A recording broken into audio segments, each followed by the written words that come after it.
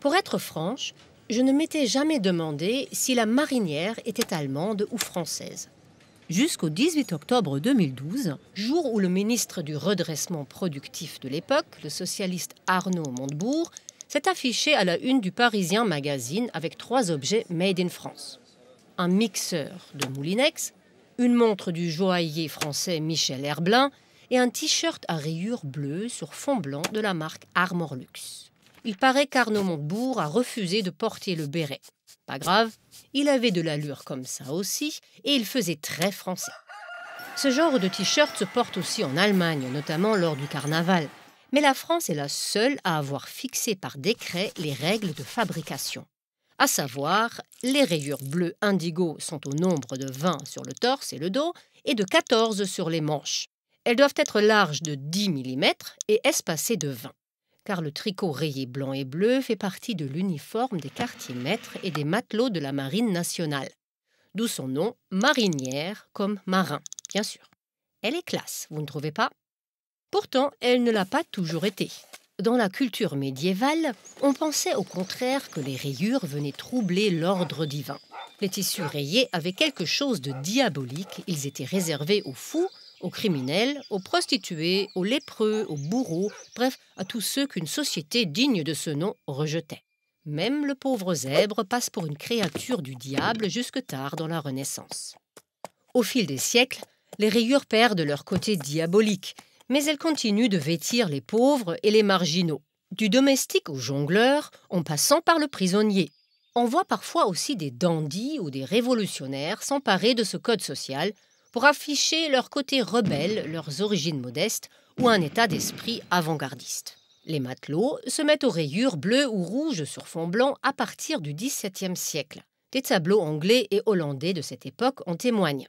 Les rayures ne sont pas seulement la marque de la condition inférieure du matelot, elles permettraient aussi de le repérer plus facilement s'il tombe à la mer. En mars 1858, la marinière entre officiellement dans le patrimoine national. Un décret impose aux matelots de porter sous leur blouse en grosse toile un vêtement à rayures blanches et bleues en jersey avec des manches 3/4 qui ne doivent pas dépasser de la vareuse. La longueur du tricot a été calculée de façon à couvrir les fesses du matelot lorsqu'il se penche, car celui-ci ne porte rien sous son pantalon. La marinière doit par ailleurs être moulante pour éviter les accrocs lors des manœuvres sur le pont. Avantage, la silhouette du matelot est agréablement mise en valeur. Lorsque les rayures du grand large arrivent dans les élégantes stations balnéaires du XIXe siècle, elles commencent par orner les chaises longues, les costumes de bain et les parasols. Puis, quelques femmes se mettent à arborer la marinière. L'écrivaine Colette, l'aventurière Isabelle Eberhardt, la créatrice de mode Coco Chanel. Apprécié pour son confort, ce vêtement de travail masculin est aussi un manifeste pour la libération de la femme. Et voilà que tout d'un coup, ce motif pimpant investit le monde de la mode.